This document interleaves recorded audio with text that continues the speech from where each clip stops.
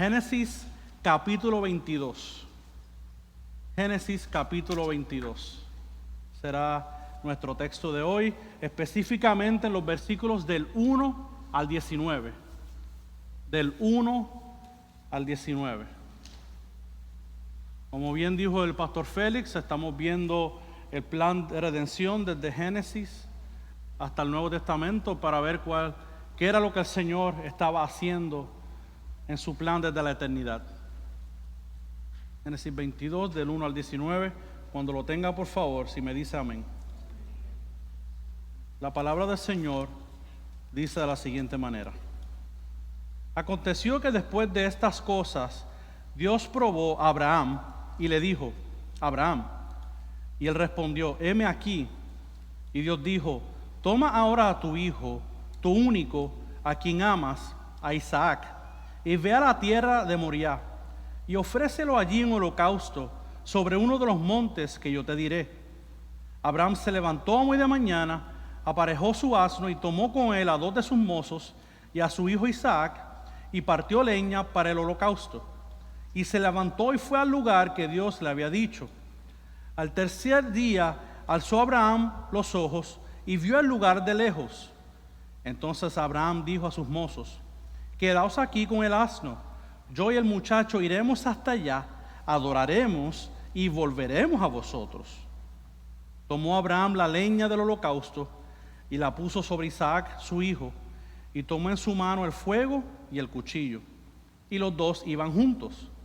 Y habló Isaac a su padre Abraham, y le dijo: Padre mío.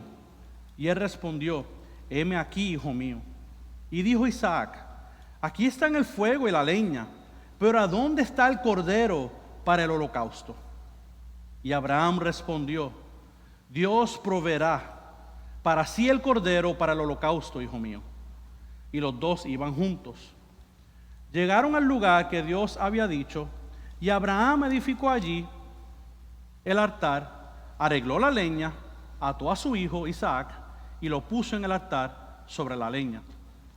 Entonces Abraham extendió su mano y tomó el cuchillo para sacrificar a su hijo. Mas el ángel del Señor lo llamó desde el cielo y dijo: Abraham, Abraham. Y él respondió: heme aquí. Y el ángel le dijo: no extiendas tu mano contra el muchacho, ni le hagas nada, porque ahora sé que temes a Dios, ya que no me has rehusado tu hijo, tu único. Entonces Abraham alzó los ojos y miró, y he aquí vio un carnero detrás de él, trabado por los cuernos en un matorral. Y Abraham fue, tomó el carnero y lo ofreció en holocausto en lugar de su hijo. Y llamó a Abraham aquel lugar con el nombre del Señor proveerá. Como se dice hasta hoy: en el monte del Señor se proveerá.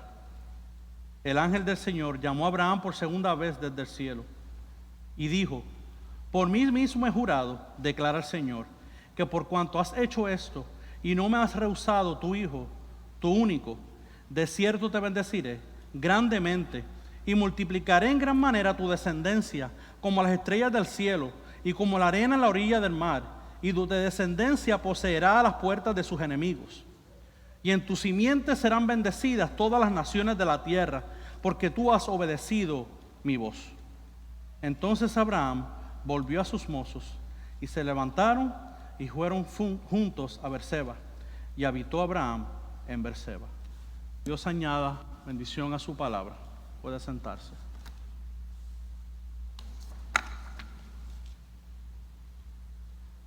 ¿Cuándo fue la última vez que usted estaba emocionado por una promesa que le habían hecho?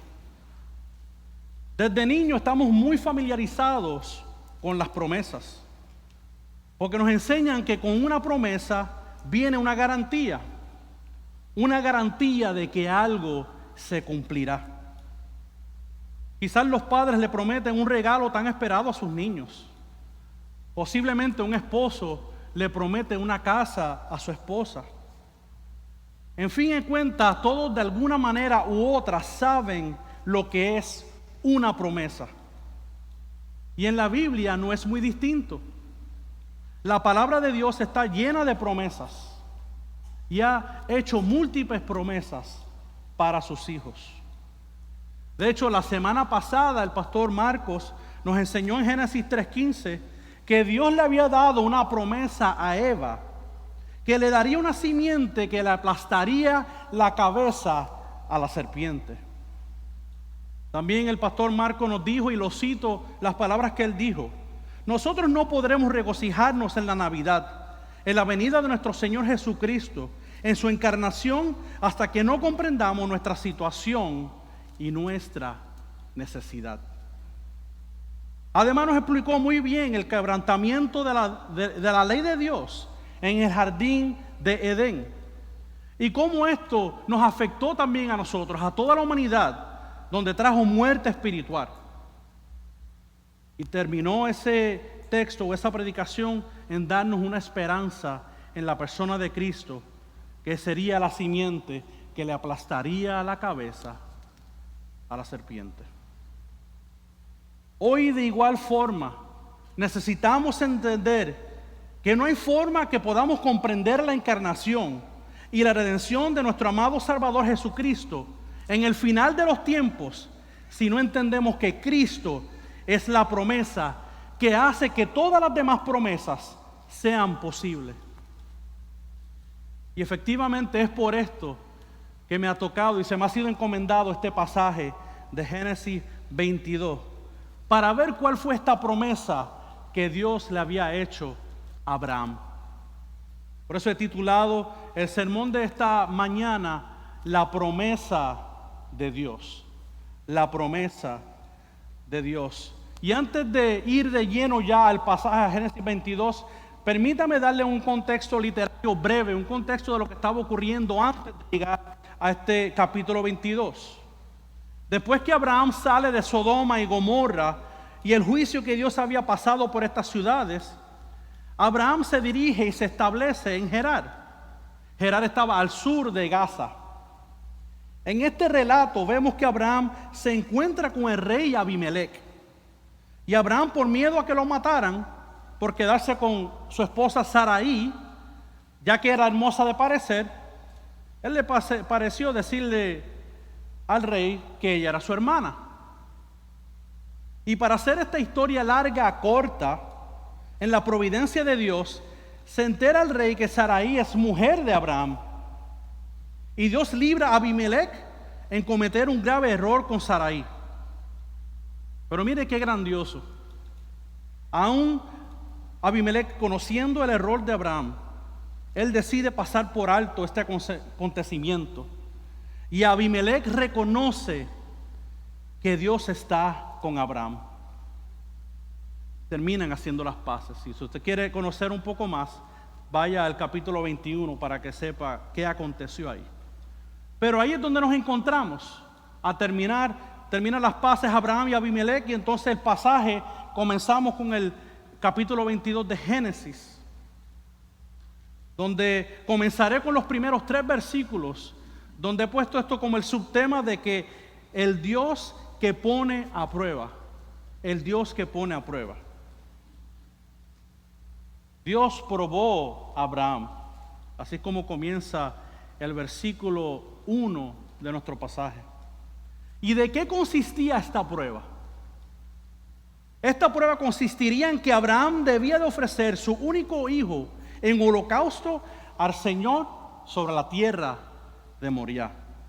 Casi nada, no le pidió nada, más que le dijo: entrega todo lo que tienes. La pregunta que nos debemos hacer aquí es: ¿por qué Dios tendría que probar a Abraham? ¿Por qué Dios le pediría un sacrificio tan costoso a Abraham de quitarle su único hijo? Desde Génesis 12, Dios le viene dando a Abraham la promesa de que él sería el padre de una gran multitud, de que todas las naciones serían bendecidas por medio de él. Vez tras vez Dios reitera esta promesa, y Dios hasta hace un pacto con Abraham de que le daría una tierra como posesión suya. De hecho, en Génesis 15 la Escritura nos dice que la fe de Abraham le fue contada como justicia. Entonces nos hacemos la pregunta otra vez: ¿qué necesidad tenía Dios de demandar una exigencia tan alta a Abraham. Y es por esto que necesitamos conocer el todo de la historia de la redención. Siempre que Dios salva a alguien, esa persona es probada. El hecho de que la salvación es por fe no significa que no tenemos que mostrar esta fe mediante nuestra vida. Es fácil servirle a un Dios que no demande nada de ti. Es fácil decir que yo tengo fe mientras mi vida demuestre lo contrario. El Dios que salvó a Abraham, el Dios que nos ha salvado a nosotros, es un Dios santo. Él es un Dios santo. Demanda lealtad. Demanda que nosotros pongamos nuestra fe en práctica. Y Abraham era de demostrarle a Dios que si verdaderamente su fe era genuina o si era un asunto simplemente de la boca para afuera. ¿Verdaderamente tú me amas, Abraham? ¿Te importa más tu hijo que mi gloria? Por otro lado, cabe notar que la tierra donde Dios envía a Abraham para llevar a cabo el sacrificio es la tierra de Moriah. ¿Y por qué esto es importante? Porque en el monte Moriah es el lugar donde más tarde en la historia el rey Salomón edificaría el templo donde se llevaría a cabo los sacrificios. Si usted está familiarizado con el Antiguo Testamento, el templo era el lugar donde se ofrecían los sacrificios al pueblo, donde iba el sumo sacerdote y ofrecía estos sacrificios. Además, después que Dios le presenta esta prueba a Abraham, dice el texto que se levantó muy de mañana para preparar el asno, la leña y todo lo que componía su viaje al monte. Yo me imagino que Abraham no habrá dormido la noche. Yo me imagino que Abraham estaba sufriendo, estaba en agonía, estaba preguntando lo más seguro en su mente, ¿por qué él tendría que hacer esto? Definitivamente que no era un asunto fácil para Abraham. Y a mí me pareció, leyendo un comentario bíblico, leyendo a uno de los padres de la iglesia, conocido como Orígenes. Él hizo una pregunta bien importante. La pregunta que él hizo fue la siguiente: ¿por qué Dios no los dirigió al monte primero y luego le dio la orden de sacrificar a su hijo? ¿Por qué? Vamos a contestarla. Él dice esto: porque mientras camina, mientras hace el viaje, a lo largo de toda su jornada, él podría ser destrozado con sus pensamientos. Por lo tanto, podría ser atormentado por la orden opresora. Por lo tanto, podría ser atormentado por la lucha del verdadero afecto por su único hijo. Por esta razón, también se ordena el viaje y además el ascenso a la montaña para que en todas estas cosas pueda haber un periodo de lucha entre el afecto y la fe, el amor a Dios y el amor a la carne, el encanto de las cosas presentes y la expectativa de las cosas futuras. Hermanos y amigos aquí presentes, el Dios que pide confianza por medio de la fe también exige que nuestra fe sea probada. Pide nuestra lealtad, Él pide nuestra obediencia. Esa obediencia es la evidencia que amamos a Dios que cualquier otra cosa en el mundo. Esto me lleva a la segunda parte de este sermón, versículos del 4 al 14, titulada como el Dios que debe ser adorado. El Dios que debe ser adorado. Ahora vemos que el texto nos dice que pasaron 3 días. La jornada era larga y su tiempo para meditar en el sacrificio fue aún más evidente. Imagínense, 3 días de camino, 3 días con la agonía, con los pensamientos. Llevo a mi hijo para sacrificarlo. Señor, ¿qué tú vas a hacer? Imagínense ese momento. Es interesante notar que el versículo 5 dice que Abraham dejó a sus mozos atrás. Dice que eran hombres jóvenes que andaban con él. que irían con ellos hasta ese lugar para adorar. ¿Y qué vemos aquí primeramente? Aquí vemos que la adoración está vinculada totalmente con la obediencia. Ahora, la obediencia que podemos ver es una obediencia que busca adorar. Por ejemplo, si usted le da la orden a su hijo y su hijo lo hace o le obedece, vamos a decirlo así, pero está peleando y pataleando, ¿usted cree que verdaderamente ese hijo suyo está obedeciendo? Esa no es la obediencia que Dios requiere de nosotros. Obediencia a expensas de no saber lo que hacemos o buscar aparentar algo por mi obediencia no es la obediencia que Dios busca. Es una obediencia que salga del corazón, que sea genuina, que sea natural. Una obediencia que no tenga un corazón dispuesto a hacerlo, aunque lo haga como quiera, para mí no se le puede llamar obediencia. De hecho, puede ser una forma de legalismo. Puede ser que yo hago tal y tales cosas simplemente para que me vean, aunque mi corazón está lejos de Dios. Y yo creo que hay múltiples ejemplos de eso en la Escritura. Dios quiere una gente que obedezca por un corazón transformado, no que busquen aparentar algo que no son. Y yo creo que algo similar pasó con Abraham. No había forma que él pudiera fingir su obediencia. Dios estaba requiriendo todo de Abraham. Y déjeme decirle algo, no solamente estaba requiriendo a su hijo, estaba requiriendo aún la misma promesa que Dios le había dado. Porque la promesa era que a través de un descendiente, esa promesa se cumpliría. Eso no era solamente entrega a tu hijo, entrega todo lo que al mismo Dios te había entregado. Pero él conocía la fidelidad de Dios. Él sabía que de alguna manera, si él iba a sacrificar a su único hijo, a Isaac, que Dios de alguna forma lo resucitaría. En el versículo 5, Abraham le dice a sus mozos que ellos adorarían. Y él le dice, y volveremos. Fíjense que habla en plural. Él no dice, no, y después yo vendré con ustedes. No, volveremos con ustedes. Y Hebreos 11 del 17 al 19 nos da claridad en lo que Abraham estaba pensando en ese momento tan crucial. Y es por eso que necesitamos ver el todo de la Escritura. Estamos en Génesis, pero vamos a ir a Hebreos para que nos explique lo que estaba pasando en ese momento. El pasaje dice, por la fe Abraham, cuando fue probado, ofreció a Isaac. Y el que había recibido las promesas, ofrecía a su hijo, a su único hijo.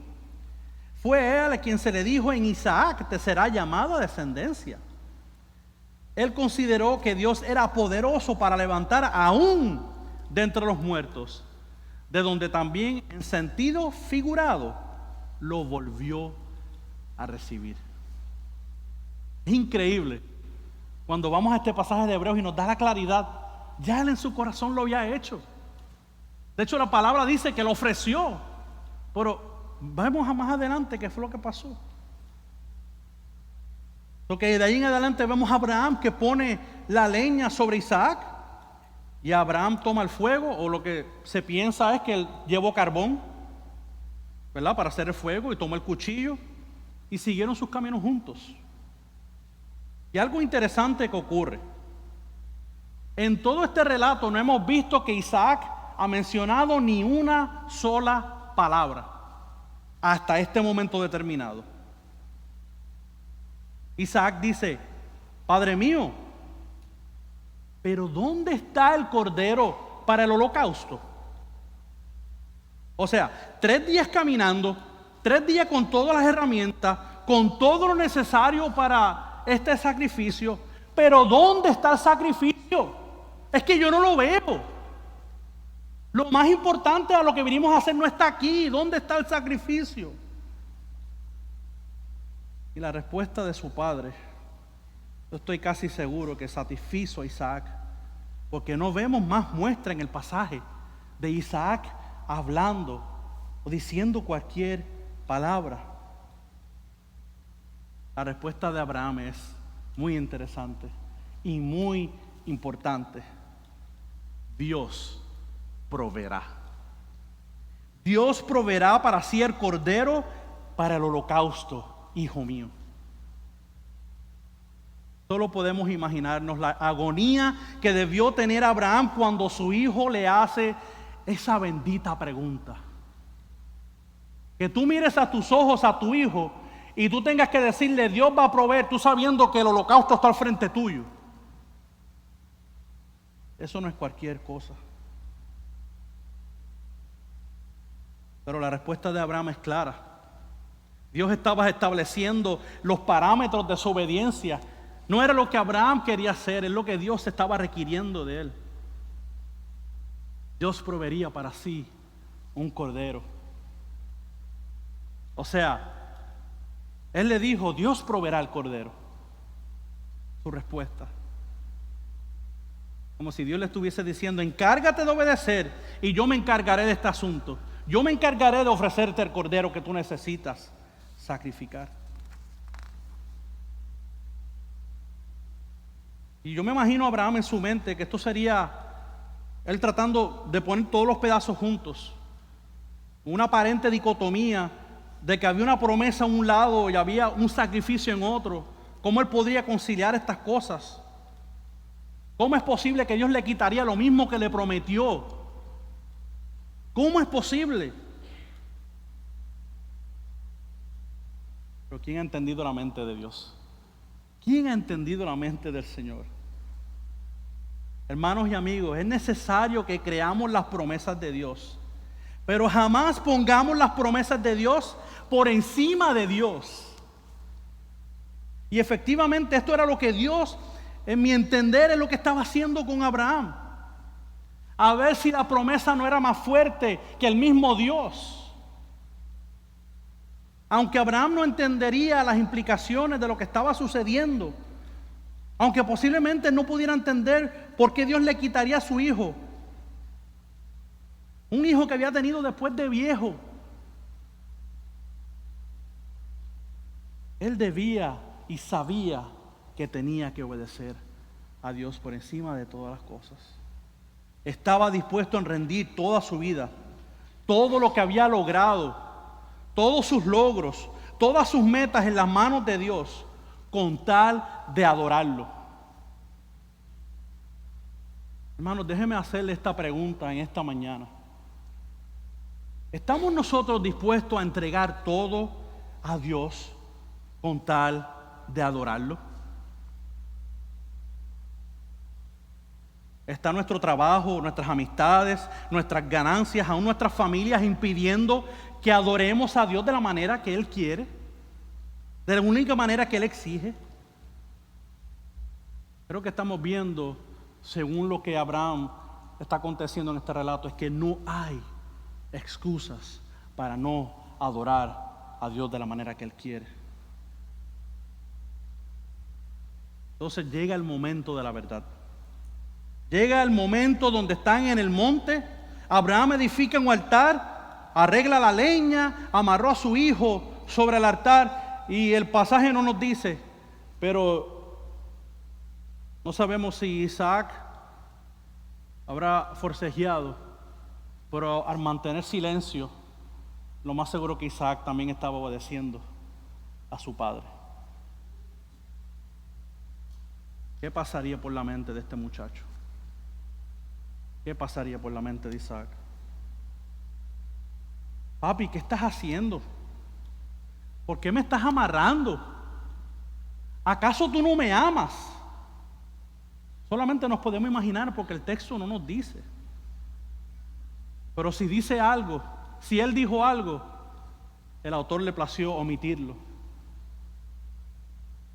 Quizás había una lucha interna en él, pero no dice. Hasta que el momento de la verdad llega. Abraham extiende su mano para tomar el cuchillo, para sacrificar a su único hijo. Ya en este punto, si había alguna duda de parte de Abraham de hacer este sacrificio, ya todo estaba aclarado. Ya no había más dudas de su parte para entregar a su hijo como holocausto. Él estaba determinado en obedecer y adorar a Dios de la manera que Dios le había requerido. Y en ese momento el ángel del Señor, dice el texto, en el versículo 11, lo llamó desde el cielo y le dijo: Abraham, Abraham. Y él respondió: heme aquí. Y el ángel dijo: no extiendas tu mano contra el muchacho, ni le hagas nada, porque ahora sé que temes a Dios, ya que no me has rehusado a tu hijo, tu único hijo.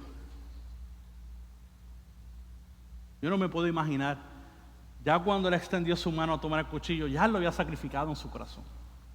Ya eso estaba determinante, estaba hecho. Pero Dios, en su soberanía, en su plan eterno, no permitió que Abraham matara a su hijo, porque su corazón ya estaba dispuesto a obedecerle. La fe de Abraham se transfirió en obediencia. Y esa es la forma en que Dios es adorado, hermano. Él sabía que Dios era poderoso para resucitar a su hijo. Por lo cual, aunque es cierto que Abraham no llegó a sacrificar a Isaac, literalmente su corazón ya lo había hecho. Y esa prueba era suficiente para que Dios le dijera: no hace falta que sacrifiques a tu hijo. Yo sé que tú temes a Dios. Dios conoce el corazón, hermano y hermana. Hermanos, honremos a Dios, adoremos a Dios. Que nuestra vida de adoración se haga visible por nuestra obediencia.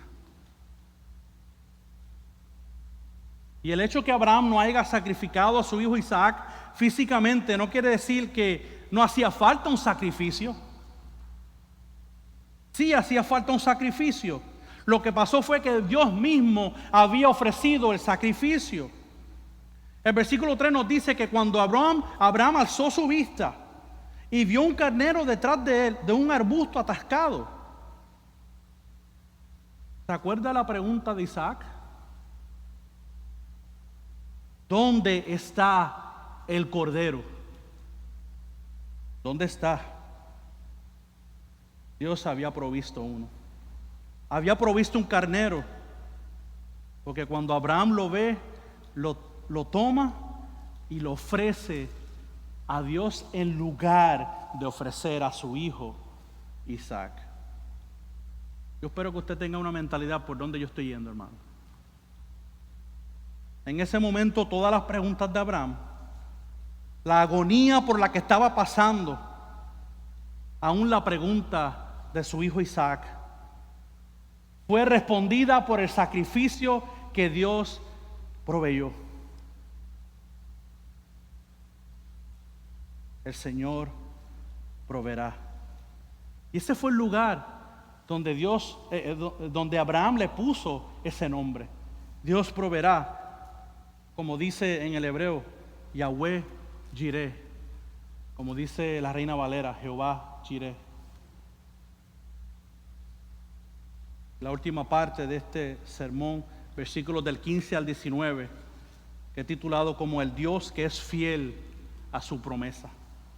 El Dios que es fiel a su promesa. Después que Abraham es probado, después que Abraham sacrifica el carnero provisto por Dios, el ángel del Señor reitera y confirma la promesa que ya le había sido dada a Abraham en Génesis 12. Y obviamente por falta de tiempo no iremos allí, pero lo puede apuntar y buscarlo en sus hogares. Mire lo que dicen los versículos del 16 al 18 de nuestro pasaje del capítulo 22. Por mí mismo he jurado, declara el Señor, que por cuanto has hecho esto y no me has rehusado a tu hijo, tu único, de cierto te bendeciré grandemente y multiplicaré en gran manera tu descendencia como las estrellas del cielo y como la arena en la orilla del mar. Y tu descendencia poseerá la puerta de sus enemigos. Y en tu simiente serán bendecidas todas las naciones de la tierra, porque tú has obedecido mi voz. Al principio comencé con la pregunta, ¿por qué era necesario que Dios pusiera a prueba a Abraham? ¿Acaso Dios no sabe en su omnisciencia que Abraham le iba a ser obediente? ¿Acaso Dios no sabía que Abraham tenía temor de Dios? Sabemos que Dios es omnisciente y Dios conoce todas las cosas. Dios no necesitaba confirmar la fe de Abraham porque Dios no supiera, pero para que Abraham supiera dónde estaba su lealtad. La obediencia de Abraham fue producto de una fe genuina en Dios. Pero es importante que la promesa no descansara ni siquiera en la fe, ni en la obediencia de Abraham, pero en la fidelidad de Dios de dar su promesa. Porque es fácil tomar ese versículo 18 y ver como que la promesa le sería dada a Abraham por su obediencia. Pero es importante conocer que la obediencia mostró que Abraham verdaderamente había creído en Dios y que el plan de Dios no fallaría. Su obediencia lo que mostraba es que él temía a Dios. Y queridos hermanos, necesitamos entender que aún nuestra salvación, que aunque es solo por fe, también nuestra obediencia es parte de la obra de Dios. Nosotros no somos justificados por nuestras obras. De hecho, tampoco Dios nos bendice por nuestras obras. Pero la Escritura nos muestra que a Dios le place cuando le obedecemos. Y es la manera que Él ha determinado. Inclusive la palabra nos dice que tendremos galardones en el cielo por la vida que vivamos aquí, ahora, hoy y mañana. Y en la epístola de Santiago nos enseña que no somos justificados aparte de nuestras obras. Es solo por la fe, pero no una fe que está sola. Es una fe que va bien acompañada por la transformación que ha hecho Dios en nuestras vidas. Y con Abraham no fue nada diferente. Con Abraham no fue nada diferente. Estaba demostrando la obra que Dios había hecho en él. Pero ¿de qué consistió esta promesa que Dios le había dado a Abraham? ¿De qué consistía la promesa? Pues la promesa consistía de multiplicar su descendencia, de que su descendencia poseería las puertas de sus enemigos y que en su simiente serían bendecidas todas las naciones de la tierra, todas las familias de la tierra serían bendecidas. Sí, Dios cumplió esta promesa. Dios le dio una descendencia a Abraham que sería llamada el pueblo de Israel. A ellos Dios los escogió para que fueran faro y luz a las naciones. Y a ellos Dios les hizo conquistar las puertas de sus enemigos. Pero usted me preguntará, pero pastor, si ya hubo ese cumplimiento, si ya Israel cumple esto, ¿qué tiene que ver todo esto con nosotros? ¿Para qué usted sacó tiempo esta mañana para reunirnos aquí para algo que ya había acontecido? Para que podamos aprender, además de la vida de fe y obediencia de Abraham, además de eso, necesitamos entender cómo esta promesa nos afecta. Ya el relato se terminó. Vamos a ver qué parte tiene la iglesia en este asunto. He dado algunas aplicaciones para poder llevárnoslas a nuestra casa. Por medio del Antiguo Testamento, Dios nos está enseñando y dirigiéndonos hacia una revelación mayor. El evento en el monte Moriah tipificaría o sería una sombra que nos señalaría a una obra más grande en el sacrificio de nuestro Señor Jesucristo. Dios pondría a Abraham a prueba por lo que el mismo Dios tendría que hacer una realidad en el futuro. Lo que Abraham no hizo en ofrecer su hijo, Dios le estaba mostrando a él el evangelio de antemano, lo que Dios tendría que hacer con su Hijo Jesucristo. Abraham entregaría a su único hijo de manera figurativa para que Dios lo entregara de una manera física, su único hijo en la cruz del Calvario. Y fíjese algo muy interesante. Abraham tenía otro hijo, se llamaba Ismael, pero dice el pasaje que Isaac era el único hijo. Esto no niega que Abraham tendría otro hijo, pero a mi entender esto lo que significa es que Isaac, al ser el hijo de la promesa, sería el único en su clase, refiriéndose que no sería por ningún otro que vendría la promesa. Por aún esto todavía se queda corto con la revelación mayor que vemos en el Nuevo Testamento. Porque esto nos señala el verdadero hijo por el cual serían benditas todas las familias de la tierra, nuestro Señor y Salvador, Jesucristo. Es decir, la muerte que le tocaría a Isaac la llevó un carnero. En el Evangelio podemos ver que la muerte que te tocaba a ti y a mí, la llevó Jesucristo. Y esto se conoce en términos teológicos como la expiación penal sustitutiva. ¿Y qué significa esto? Y esto significa que la pena que nos tocaba a nosotros por nuestros pecados fue llevada por un sustituto. El sustituto llevaría todo el peso de la ira de Dios. Al Dios proveer el carnero a Abraham de una manera figurada, le estaba mostrando a Cristo, el Cordero que quita el pecado del mundo. Entonces Dios nos está mostrando el Evangelio por medio de la obediencia de Abraham en ofrecer a su hijo Isaac. Estamos viendo la expiación, el sacrificio. Pero pastor, ¿qué hacemos con la promesa? ¿Qué hacemos con la promesa? Como dije anteriormente, Dios cumplió parcialmente esta promesa por medio de Israel. Pero esta promesa tenía una realidad mayor, una realidad donde afectaría a todas las familias de la tierra. La simiente que le fue prometida a Abraham, en la cual bendecería a todas las familias de la tierra, en fin, en cuentas, no sería Israel, el pueblo de Israel. Israel solo mostró que no podían cumplir con lo que Dios exigió de ellos. Israel falló en obedecer los pactos de Dios.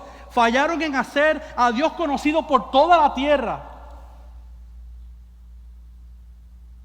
Así Isaías le llama, que eran llamados faro y luz a las naciones, y no lo hicieron conocido.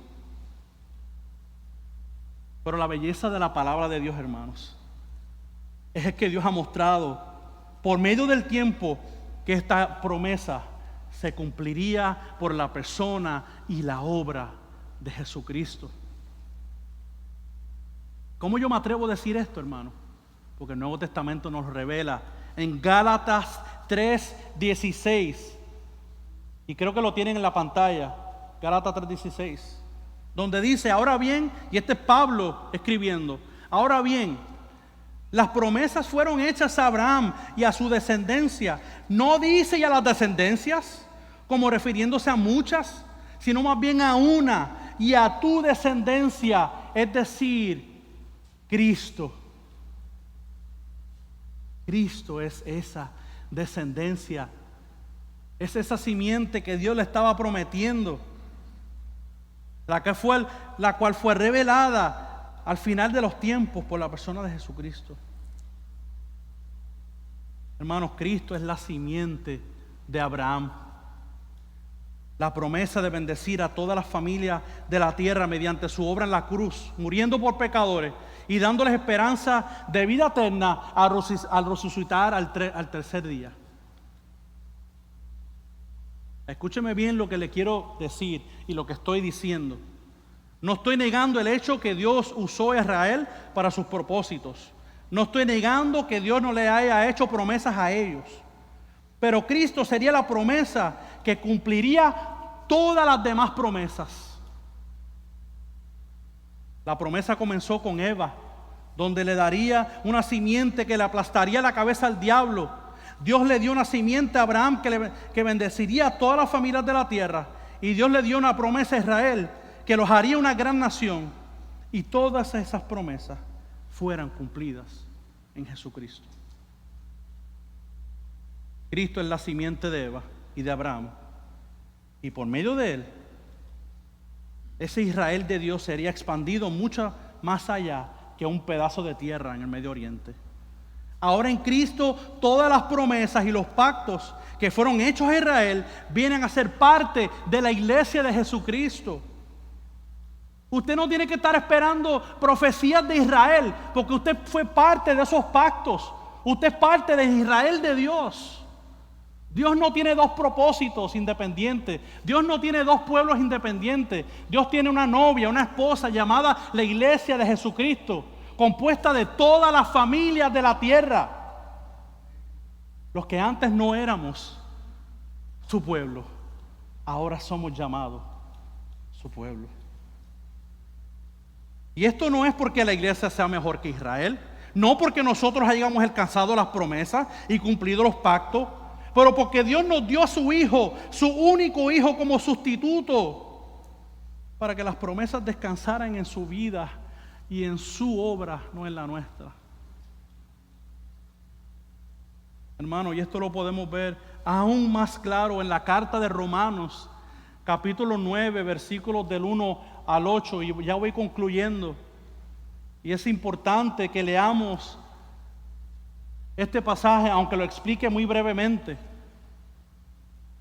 porque Pablo nos está haciendo y nos está revelando este misterio que se está viendo desde la simiente de la mujer hasta la consumación de todas las cosas en Cristo Jesús. Y Pablo reveló este misterio, dice: digo la verdad en Cristo, no miento, dándome testimonio mi conciencia en el Espíritu Santo de que tengo gran tristeza y continuo dolor en mi corazón, porque desearía yo mismo ser anatema, separado de Cristo por amor a mis hermanos, mis parientes según la carne, que son los israelitas. Está hablando de sus hermanos físicos israelitas, del pueblo de Israel, a quienes pertenecen la adopción como hijos y la gloria, los pactos, la promulgación de la ley, el culto y las promesas, de quienes son los patriarcas y de quienes según la carne procede el Cristo, el cual está sobre todas las cosas, Dios bendito por los siglos, amén.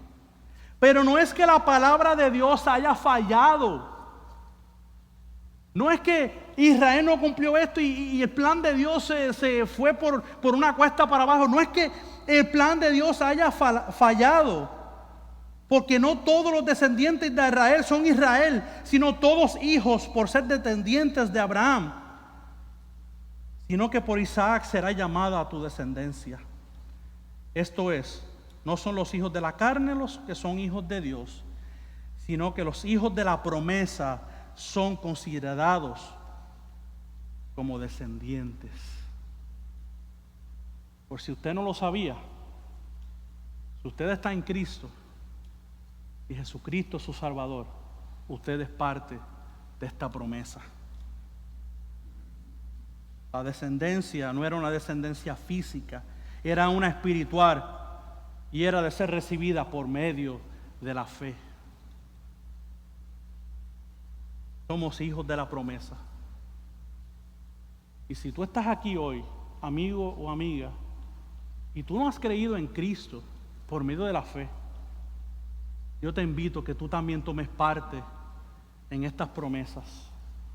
Que al pasar este tiempo de Navidad y cuando llegue el 25 de diciembre, que no sea solamente una noche más, que no sea un día más de regalo, que tú puedas reconocer que el regalo más grande lo envió Jesucristo cuando Él vino y se encarnó. Se encarnó por tus pecados, por mis pecados. Que pudiéramos ver que esta temporada que celebramos, fuera diciembre, fuera marzo, abril o cualquiera que fuera la fecha, además de que intercambiemos regalos, es que reconozcamos que todo de principio a final se trata de Él.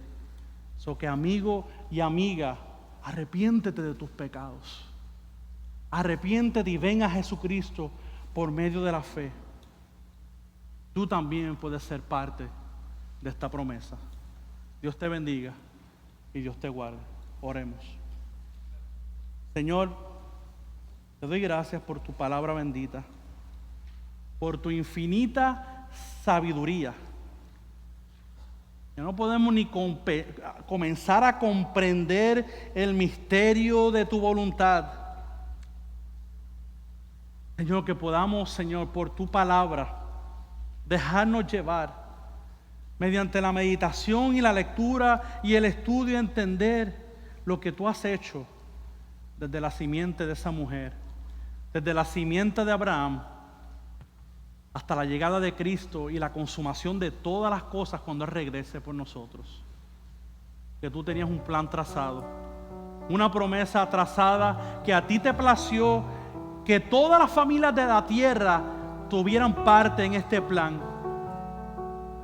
Que fueran de Jamaica, de Puerto Rico, de Dominicana, de Cuba, de Estados Unidos, de Canadá, que no importara de qué país, Señor, que allí tú tienes gente y tú tienes pueblo tuyo, Señor, por esa gran promesa que tú le hiciste a Abraham, por esa gran promesa que tú le hiciste a Eva, Padre, que obtendríamos la redención de nuestros pecados por medio de la fe.